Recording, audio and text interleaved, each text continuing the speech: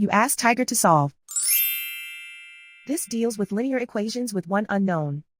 The final result is t equals -18. Let's solve it step by step. Swap sides. Group all constants on the right side of the equation.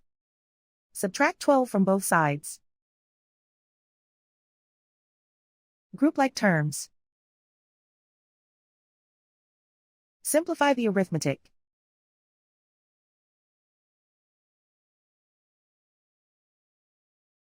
Isolate the t. Multiply both sides by 3. Group like terms. Multiply the coefficients. Simplify the fraction. Simplify the arithmetic. And so the final result is t equals -18.